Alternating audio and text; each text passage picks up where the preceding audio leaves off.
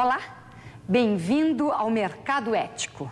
O mundo novo das mudanças positivas, da transformação no universo das lideranças. Seja na economia, seja no universo corporativo.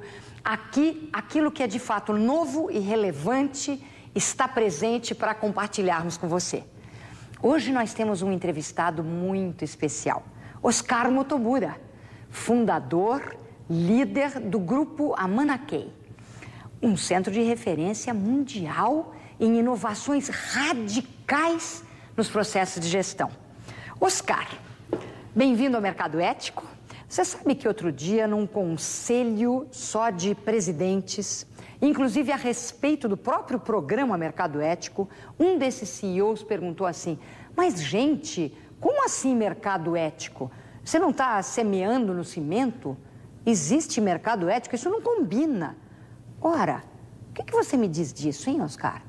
Se nós começarmos a ver os próprios clientes de uma forma expandida, imaginarmos que todos nós, de certa forma, trabalhamos para a sociedade como um todo, é ético. Se a definição de ética é a escolha pelo bem comum, nós sempre vamos ter que trabalhar para o nosso próprio benefício, para o benefício da nossa organização, mas também, ao mesmo tempo, para o todo. Porque se nós não tomarmos o cuidado devido, esse todo não estará mais lá. E aí todos estarão perdendo nessa forma de enxergar as coisas. Então é tudo uma questão de percepção, Cristina. Mas essa percepção, você sabe que a gente fica assim, né? Você entra numa faculdade de administração, de marketing, enfim, negócios, e você vai ver as pessoas aprenderem que o cliente é rei. Né? Tem gente que chama de consumidor, essa palavra que eu particularmente acho de uma pobreza incrível, mas diz assim, o cliente é rei. Quando eu falo isso, será que eu estou, do meu ponto de vista narcisista, como empresa, como corporação, como produtor de bens ou serviços, eu estou me direcionando rapidamente ao narcisismo de alguém? O rei realmente é o cliente? Se a gente for pensar um pouco sobre o conceito de cliente, a minha provocação sempre é assim: que cliente? O cliente atual e os ex-clientes. E quem é aquele cliente potencial que nunca trabalhou com a sua empresa? Você está interessado nessas pessoas também? E se a gente vai puxando o raciocínio para esse lado, nós temos que definir cliente de uma forma muito mais ampla. E se nós considerarmos que a sociedade tem necessidades e essas necessidades estão evoluindo com o tempo, nós temos que estar muito atentos às necessidades da sociedade como um todo. Senão, nós, como empresários, como empresas, vamos perder muitos bondes. Como, aliás, já está acontecendo, não é? Você vê aí não só os resultados climáticos, como a própria implosão, né, de corporações e de marcas. Hoje em dia você tem pesquisas já mostrando que dentro de poucos anos 75% das marcas não vão mais existir, essas atuais. Aí, pegando esse teu eixo, eu penso assim, Oscar, quero muito ver se a gente está na mesma sintonia. Quando você pega um ser e fala assim, ok, o cliente é rei, então eu vou trabalhar para você. Se eu trabalhar para o seu ego, eu trabalho para uma coisa muito frívola, muito superficial, onde nada mais é considerado a demanda dos outros, a demanda do planeta, é o seu ego.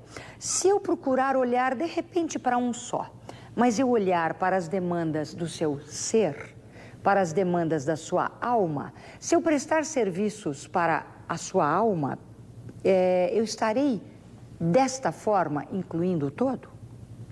Se isso levar a um processo de multiplicação, sim.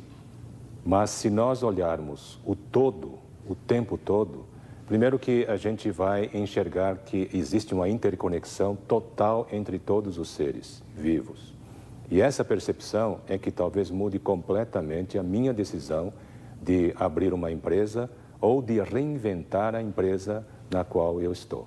É essa mudança, essa transformação que é mais preciso hoje, na medida em que, trabalhando de forma totalmente fragmentária, nós temos afetado a saúde do todo. E a saúde do todo nos interessa a todos, né? Oscar, o seu trabalho é reconhecido mundialmente como voltado a processos de inovação radical, na gestão, etc. Quando a gente vê inovação radical, o que existe hoje de oportunidade que as empresas não estão enxergando quando se pensa nas verdadeiras demandas da sociedade? Porque hoje a empresa trabalha muito pensando sobre pressupostos, que é o que as pessoas querem, o que elas precisam. Só que a gente foi educado para uma sociedade consumista. Hoje já é impossível de continuar sendo assim. Então, o que é isso? O que é inovação radical dentro de demandas que a gente não está enxergando? Na verdade, o conceito de mercado tradicional é reducionista por excelência. Tanto é que existe a palavra foco, que é muito usada em administração. Quando nós subimos a nossa visão, ampliamos a nossa visão e vemos a sociedade como um todo, ou vamos mais além, pensamos no planeta como um organismo vivo, que também tem suas necessidades, muda completamente a nossa visão de mercado. E, de repente, detectamos uma série de oportunidades, uma série de espaços em branco, ou seja, necessidades que ninguém está indo lá atender. O exemplo do Grameen Bank em Bangladesh foi um exemplo muito marcante, em que mais de 80% da população não tinha acesso a crédito, um espaço em branco enorme. Ele foi lá e preencheu. Que hoje vem, inclusive, se multiplicando aqui no Brasil mesmo. Hoje a gente tem uma série de exemplos, né, de processos de microcrédito, dando um input, assim, uma alavancagem para a produtividade, novos modelos de desenvolvimento, não é? E hoje os empreendedores e as organizações existentes estão encontrando a base da pirâmide, ou seja, as populações de baixa renda que têm muitas necessidades não atendidas. E os empresários estão começando aí. Se olharmos com essa mesma lente as necessidades do planeta, existem oportunidades extraordinárias, como, por exemplo, de reconstrução da natureza. Falamos muito em preservação, mas a oportunidade que existe para empresários conscientes é de reconstruir o que já foi destruído. E há conhecimento suficiente para poder fazer isso. Existem, inclusive, empresas hoje abrindo todo um leque de oportunidades para quem trouxer ideias novas de empresa produtiva, negócio consciente e natureza reconstruída, não é verdade, Oscar? Você lembra de algum exemplo que a gente pudesse estar compartilhando? Se nós pudéssemos pensar um pouco, só vou voltar um passo atrás, Cristina. Tá. Porque a ideia é exatamente a detecção dessas oportunidades e a busca de soluções. Precisamos urgentemente de soluções para o planeta, por exemplo. Mas quantas organizações que têm cacife, têm condições para fazer esse tipo de investimento, eventualmente pensaria em trazer cientistas do mundo todo para um local e colocar equações que fazem sentido, para que esses cientistas consigam encontrar soluções. Na medida que essas soluções sejam criadas, precisaremos de empreendedores para fazer essas soluções virarem uma realidade. Esses são desafios que levam a inovações radicais. Agora, na raiz desse desafio está aquele desafio com o qual você trabalha e, de certa maneira, o mercado ético se propõe a trabalhar, que é a mudança do modelo mental, não é, Oscar? Quer dizer, eu para trazer um grupo de cientistas para avaliar um cenário de maneira inovadora, de maneira transformadora e ao mesmo tempo produtiva, evidentemente, eu preciso dentro de mim estar com uma visão diferente. Uma visão diferente de mundo, uma visão diferente do que é mercado, uma visão diferente do que é o cliente, que você brilhantemente coloca. Quer dizer, o cliente não sou eu e o meu eguinho. O cliente é o todo. Esse é o grande cliente hoje. Agora, para eu entender e olhar tudo isso, eu precisaria dar um pequeno passo, não é, Oscar? É fazer um esforço e mudar o meu modelo. Isso. E, na verdade, quando a gente fala de mudar o meu modelo, é mudar a cultura vigente. E esse é um grande desafio que nós temos.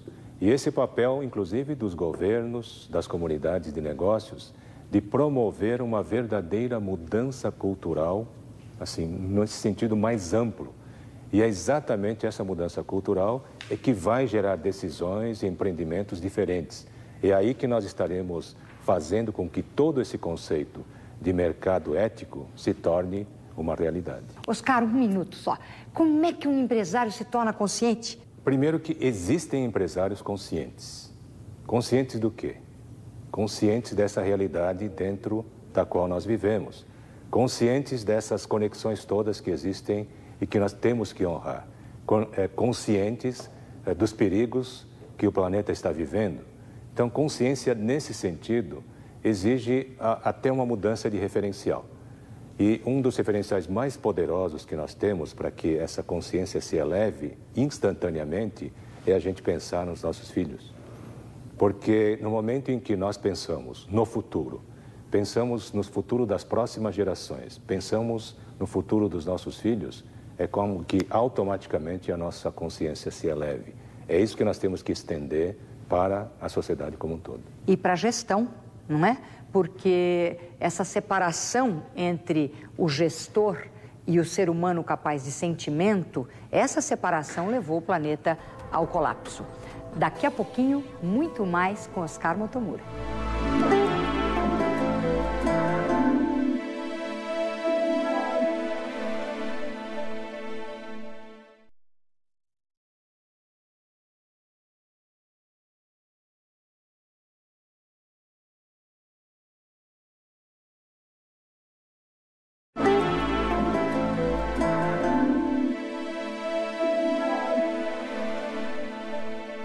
A nossa conversa de hoje é com Oscar Motomura.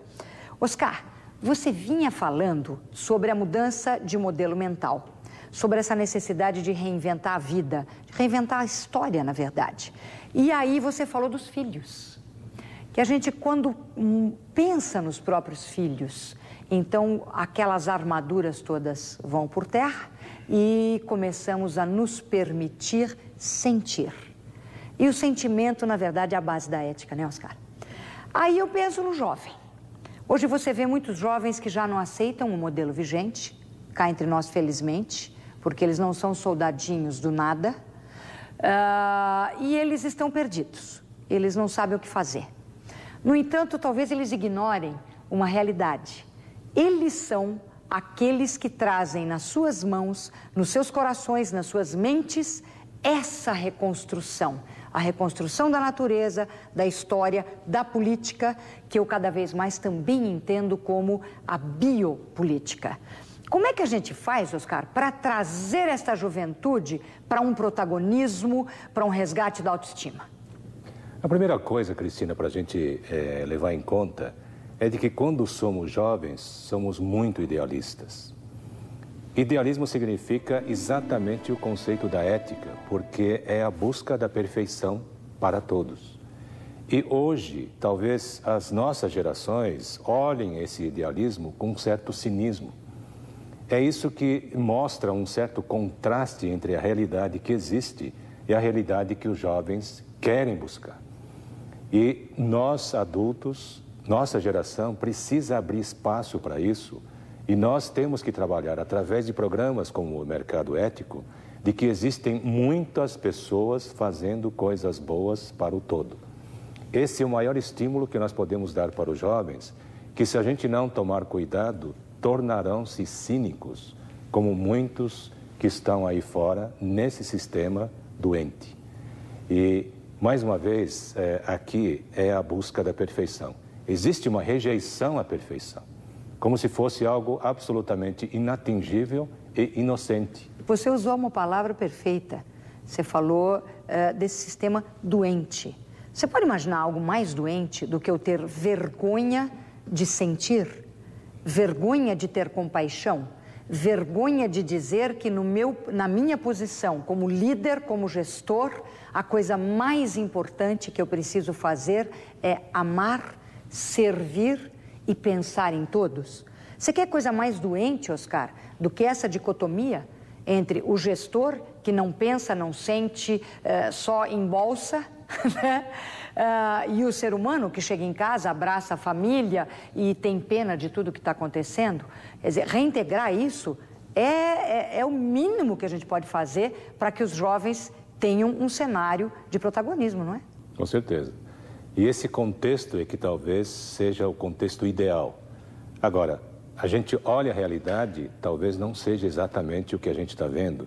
Agora, é um contexto que nós temos condições de mudar? Sim. Uma das coisas que eu tenho mencionado é de que educação é prioridade e todo mundo sabe disso. Mas eu digo que a educação, nesse sentido, é uma educação para todos. Quem é que precisa ser educado e reeducado num país como o Brasil? Todo mundo. Todo mundo. Governantes, políticos, todo mundo. Líderes empresariais precisam ser reeducados para uma realidade completamente diferente.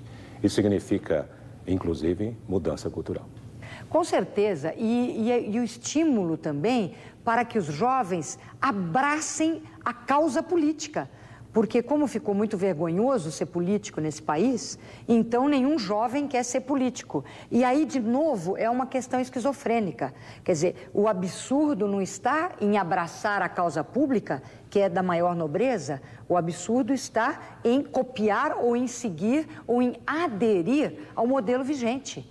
Então, o conceito de biopolítica, não é, Oscar, que é um novo jeito de fazer gestão política, onde o todo é importante, quer dizer, governar não para o meu partido, não para o meu ego e muito menos para o caixa 2, mas governar para tudo o que é vivo, governar para as árvores, para os homens, para os animais, para essa grande mãe Gaia que tanto está sangrando nesse momento. Eu acho que só realmente a adesão do jovem à política vai trazer o mercado ético para a vida pública. Mas eu acrescentaria só mais uma coisa, Cristina, a essa visão que eu acho muito boa, é a ideia de que não basta ser só alguém que discute esses assuntos.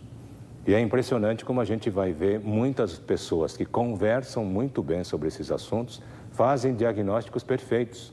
Mas o que mais nós precisamos na sociedade e no planeta é a cura efetiva.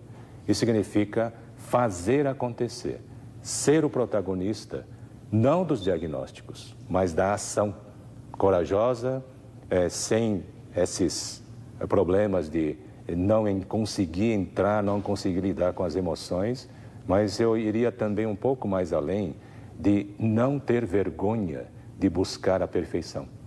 É exatamente isso que está nos segurando e o convite que eu sempre tenho feito muito para os jovens é não se deixar reduzir, não reduzir o seu nível de aspiração e continuar perseguindo a perfeição. Essa é a grande esperança que nós temos. Com certeza, Oscar. Que banho de inspiração e de aprendizado. Daqui a pouco tem mais, com Oscar Motomura no Mercado Ético.